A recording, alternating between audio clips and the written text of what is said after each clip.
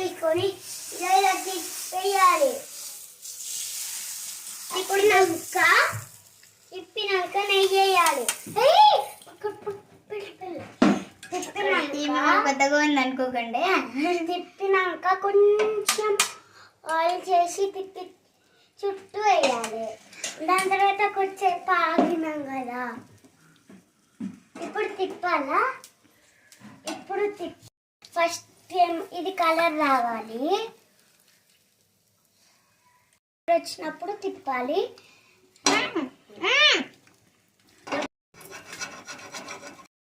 ఇట్లా లేకున్నా మంచిగా రాలేదు.